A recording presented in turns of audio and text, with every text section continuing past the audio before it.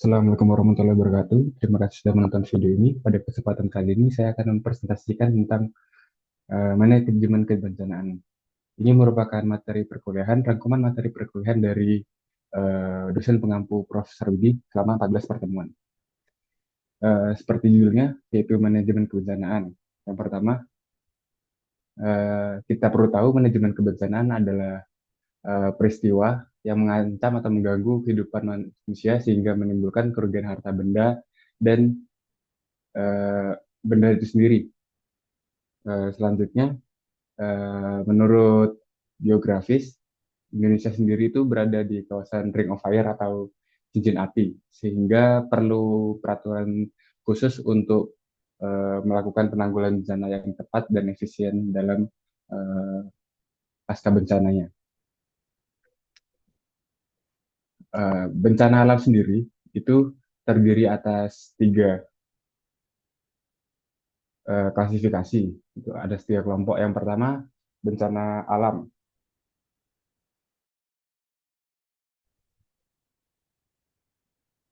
Bencana alam sendiri itu merupakan bencana yang diakibatkan oleh alam seperti gempa bumi, tsunami, banjir, gunung berapi, ataupun tanah longsor. Untuk banjir dan tanah longsor sendiri itu dapat dikategorikan bencana non alam apabila itu merupakan akibat dari ulah manusia itu sendiri. Yang termasuk bencana non alam lainnya itu seperti kecelakaan industri, terus eh, teknologi, dan lain-lain, seperti kecelakaan-kecelakaan nuklir ataupun biologis. Selanjutnya adalah bencana sosial. Bencana sosial itu merupakan bencana yang diakibatkan oleh aktivitas manusia seperti konflik, krisis, dan lain-lain. Selanjutnya, bahaya dari bencana. Menurut UU nomor 24 tahun 2007, eh, bahaya bencana itu merupakan bagian yang tidak terlupakan dari penanggulangan bencana. Jadi dalam penanggulangan bencana kita harus mengidentifikasikan bahaya dari bencana itu sendiri. Dalam kerangka penanggulangan bencana, bahaya secara garis besar dapat diklasifikasikan menjadi bencana alam dan bencana non alam. Seperti yang tertera dan seperti yang dijelaskan sebelumnya, bencana alam sebagai berikut dan bencana non alam sebagai berikut. Menurut UU nomor 24 tahun 2007, kerangka manajemen bencana di Indonesia itu tentang bagaimana pentingnya pemahaman untuk penanggulangan bencana yang efektif, sehingga stakeholder ataupun masyarakat dapat membantu dalam penanggulangan bencana, seperti persiapan, strategi mitigasi, maupun ketahanan masyarakat itu sendiri. Persiapan yang dimaksud di sini itu persiapan menghadapi bencana, jadi bagaimana kita merespon bencana untuk dapat terhindar dari atau mengurangi risiko bencana itu sendiri. Itu dapat dibantu dengan strategi mitigasi yang tepat dan meningkatkan ketahanan masyarakatnya. Selanjutnya, risiko bencana itu sendiri dapat didefinisikan sebagai eh, persamaan berikut, di mana risiko bencana itu merupakan penjumlahan atau eh, nilai dari eh, bahaya ditambah kerentanan yang dibagi kapasitas. Jadi apabila kapasitas dari masyarakat atau lingkungan merupakan nilai yang cukup rendah, maka risiko akan semakin besar. Jadi untuk meningkatkan kapasitas itu dapat dilakukan dengan cara melakukan seperti pelatihan, terus sosialisasi untuk mengurangi risiko yang ada. Dikarenakan bahaya yang sudah ada itu merupakan bahaya yang sudah diidentifikasi dan kerentanan juga sudah diidentifikasi sebelumnya.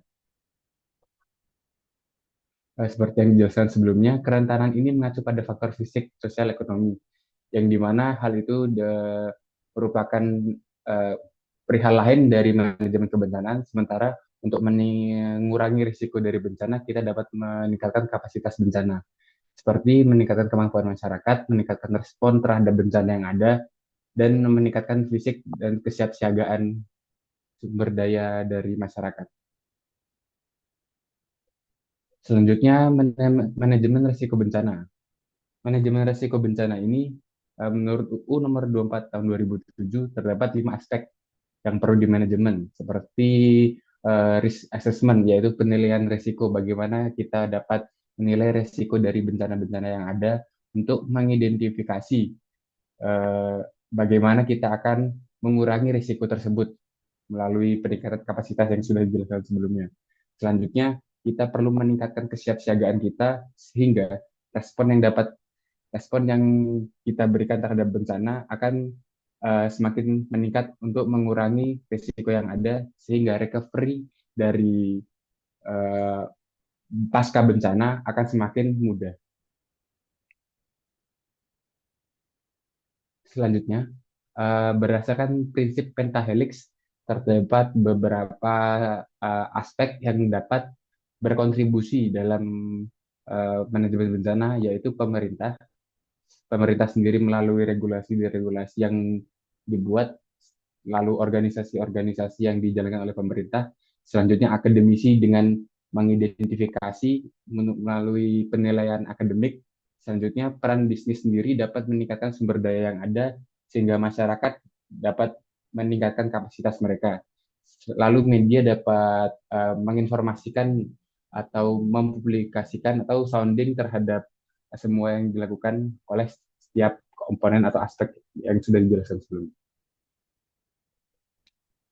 Selanjutnya, di Indonesia sendiri terdapat beberapa organisasi kunci yang diantara lain yaitu BNPB atau Badan Nasional Penanggulangan Bencana itu bertugas sebagai koordinasi, itu bertanggung jawab selama bencana.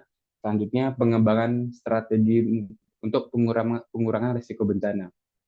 Selain itu, BNPB juga berkoordinasi dalam upaya bantuan atau pemulihan pasca bencana dan memanfaatkan pelaksanaan perencanaan penanggulangan bencana di tingkat nasional maupun di tingkat regional.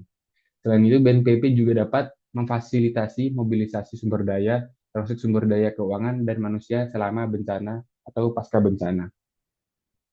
Fungsi dari BNPB dalam pengurangan risiko bencana itu sama dengan lembaga lain, yaitu seperti Badan Meteorologi dan Geofisika atau BMKG dan Basarnas. Hal ini dilakukan untuk pengembangan penanggulangan bencana, jadi menyelenggarakan latihan, terus apa namanya peningkatan fasilitas itu juga dilakukan oleh BNPB bersama stakeholder yang lain. Selanjutnya, setelah apa namanya uh, uh, penjelasan tentang apa itu bencana, kita perlu mengetahui bagaimana pencegahan bencana. Menurut definisinya, menurut UU nomor 24 tahun 2007, pencegahan bencana itu upaya atau serangkaian upaya yang bertujuan untuk menghilangkan atau mengurangi ancaman bencana.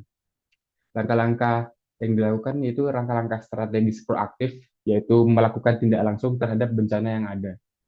Itu dapat diambil untuk menghilangkan atau mengurangi kemungkinan risiko bencana yang terjadi sejak bencana itu ada. Hal ini melibatkan identifikasi dan penanganan akar penyebab bencana. Jadi dilakukan identifikasi terkait penyebab bencana, lalu penerapan kebijakan, lalu peningkatan infrastruktur dan perubahan perilaku untuk meminimalisasikan risiko dan dampak bencana atau potensi bahaya. Selanjutnya, tujuan pencegahan bencana antara lain yaitu eh, mengurangi kerentanan. Jadi kerentanan yang ada pada slide sebelumnya, di mana kerentanan ini merupakan aspek dari penilaian risiko bencana. Jadi pada saat kerentanan itu di nilai kerentanan itu diturunkan, dalam hal ini kerentanan dikurangi, maka akan mengurangi risiko bencana itu sendiri. Hal ini dilakukan untuk seperti yang dijelaskan sebelumnya untuk pencegahan bencana. Selanjutnya, pencegahan bencana itu juga mengurangi atau menghindari hazard yang ada. Selain itu, meminimalisir dari kehilangan harta dan benda dan membuat ketangguhan dari masyarakat sendiri. Selain itu, pencegahan bencana juga merupakan tindak lanjut dari keberlanjutan dari pengembangan dan juga meningkatkan kewaspadaan dan kesiapsiagaan dari masyarakat yang dituju. Dalam pencegahan bencana terdapat prinsip yang perlu dilakukan, yaitu precautionary principle, sustainability, community participation, risk information decision making, multi-stakeholder approach, integration of disaster risk reduction and development, adaptation and flexibility. Jadi prinsip-prinsip ini tuh merupakan prinsip yang dilakukan yaitu dengan cara menerapkan prinsip cautionary, sustainability, keberlanjutan, melibatkan seluruh komunitas. Selain itu, meningkatkan informasi tentang bahaya ya atau risiko terhadap bencana dalam pengambilan keputusan, lalu melibatkan seluruh stakeholder yang ada dalam kasus ini yaitu pentahelix yang dijelaskan sebelumnya. Selanjutnya, mengintegrasi antara risiko yaitu apa namanya dengan mengurangi risiko yang ada. Selanjutnya dengan mengadaptasi beberapa langkah yang dilakukan sebelumnya untuk meningkatkan pencegahan ke depannya. Selanjutnya contoh pencegahan bencana itu sendiri. Dalam kasus ini contoh yaitu bencana gempa bumi. Pencegahan dari bahaya gempa bumi atau mengurangi resiko dari bencana gempa bumi itu dapat meningkatkan kekuatan bangunan dengan menerapkan sistem seismik yang berdasarkan pada peraturan yang ada. Jadi dengan meningkatkan pembangunan atau infrastruktur, kekuatan infrastruktur akan mengurangi risiko dari bencana gempa bumi itu sendiri, yaitu dengan melindungi masyarakat atau lingkungan sekitar dari keruntuhan dari bangunan yang ada. Selanjutnya, standar konstruksi tahan gempa itu perlu ditingkatkan dan diterapkan pada pelaksanaan konstruksi bangunan dengan merencanakan penggunaan lahan yang tepat. Jadi bangunan-bangunan yang ada perlu dikonstruksi dengan standar dari tahan gempa dan perencanaan bangunan itu sendiri perlu dikelola untuk menghindari infrastruktur yang penting, misal dengan perencanaan penggunaan lahan rumah sakit perlu dikelola atau ditata pada lokasi yang tepat sehingga gempa yang terjadi pada rumah sakit nanti itu merupakan gempa-gempa kecil sehingga rumah sakit akan terhindar dari keruntuhan total untuk mencegah bahaya terhadap pengguna fasilitas rumah sakit itu sendiri. Selanjutnya adalah mitigasi bencana. Menurut UU nomor 24 tahun 2007, mitigasi bencana itu serangkaian upaya yang dilakukan untuk mengurangi risiko bencana baik melalui pengembangan fisik maupun penyadaran dan peningkatan keterampilan. Mitigasi bencana ini itu merupakan tindakan strategis dan langkah-langkah yang diambil untuk mengurangi atau menghilangkan risiko dampak jangka panjang bencana. Tidak seperti pencegahan bencana, uh, mitigasi bencana ini berfokus pada meminimalisir kerusakan yang ada dan kerusakan yang disebabkan oleh bencana itu sendiri. Strategi mitigasi bertujuan untuk membuat masyarakat atau infrastruktur dan sistem lebih tangguh terhadap bahaya. Selanjutnya, tujuan mitigasi bencana itu sendiri yaitu mengurangi kerentanan. Jadi dengan mengurangi kerentanan, seperti yang dijelaskan sebelumnya, dapat mengurangi risiko bencana itu sendiri, lalu mengurangi dampak dari bencana itu sendiri. Setelah itu, meningkatkan ketangguhan dari masyarakat ataupun lingkungan sekitar. Selain itu, menerapkan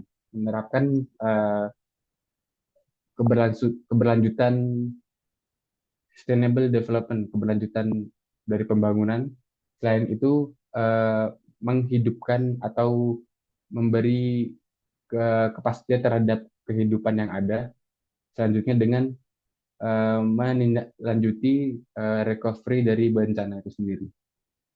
Prinsip-prinsip dalam mitigasi bencana seperti penanggulangan bencana itu proaktif approach, jadi tindakan langsung terhadap bencana itu sendiri. Selain itu, risk informed decision making, Jadi sounding terkait bahaya terhadap bencana sehingga dapat membantu dalam pengambilan keputusan. Selain itu sustainability yaitu keberlanjutan dan community involvement atau meningkatkan dari masyarakat itu sendiri.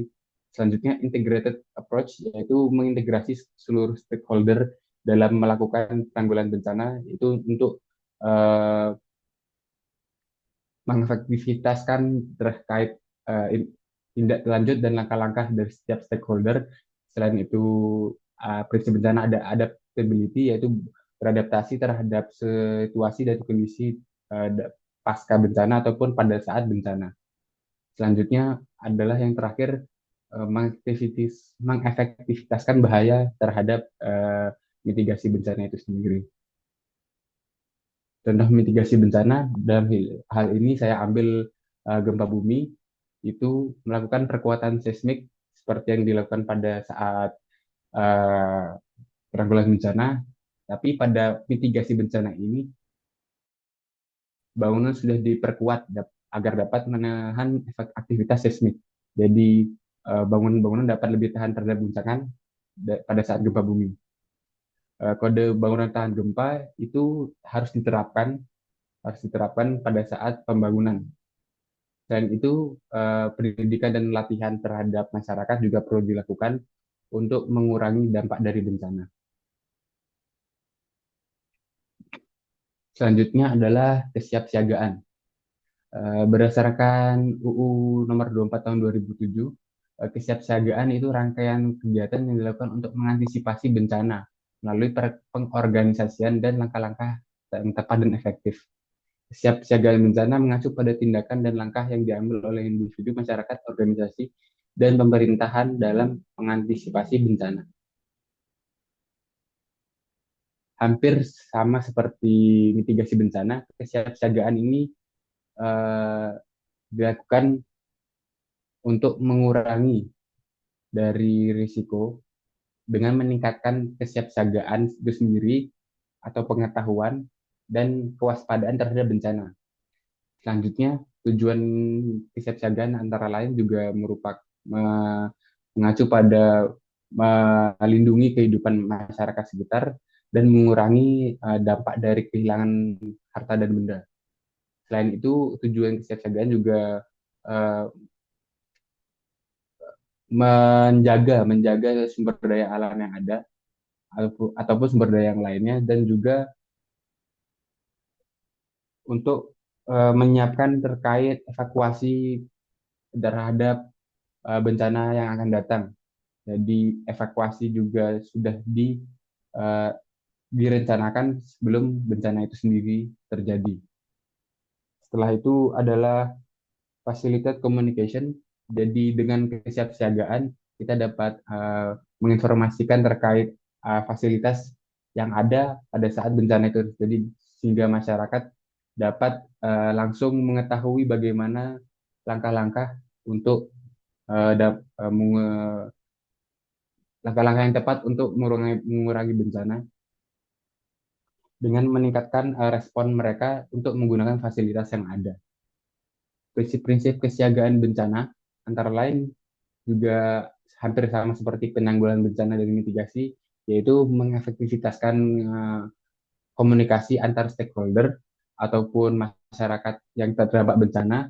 Selain itu, dengan mengedukasi dan melakukan pelatihan. Selain itu juga meningkatkan masyarakat, kapasitas masyarakat itu sendiri, dan mengorganisasi antar setiap stakeholder. Selain itu juga mengacu pada pembangunan yang keberlanjutan dan juga untuk melakukan penilaian terhadap risiko bencana itu sendiri. Contoh dari kesiapsiagaan bencana antara lain ya dalam hal ini saya ambil simulasi pada gempa itu dengan melakukan pelatihan atau uh, simulasi apabila terjadi bencana sehingga pada saat bencana masyarakat tahu apa yang harus dilakukan. Selain itu membangun infrastruktur tahan gempa juga merupakan salah satu dari tindak lanjut untuk melakukan kesiapsiagaan bencana khususnya gempa bumi.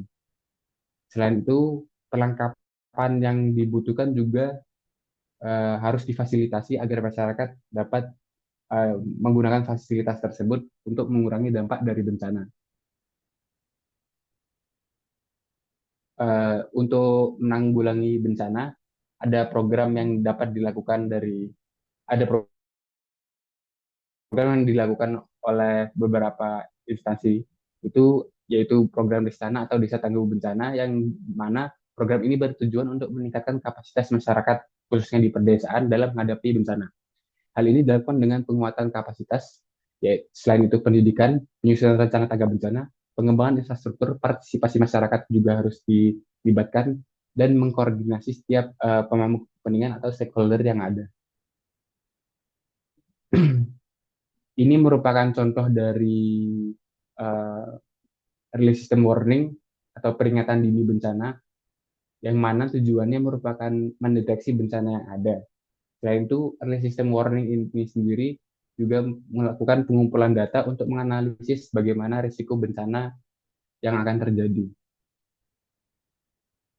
Peringatan dini juga dapat memperingatkan masyarakat terhadap bencana yang ada, bencana yang akan datang, dan juga mengkomunikasikan, mensounding terhadap bencana itu sendiri. Sehingga dengan mengetahui semua hal tersebut, masyarakat ataupun komunitas yang terdampak bencana akan melakukan aksi dan respon yang tepat terhadap bencana itu. Sehingga pemanfaatan dan umpan balik atau respon yang dilakukan masyarakat juga dapat uh, efektif dan efisien pada saat terjadi bencana yang akan datang. Mungkin sekian dari saya. Apabila ada kurang, mohon maaf. Wassalamualaikum warahmatullahi wabarakatuh.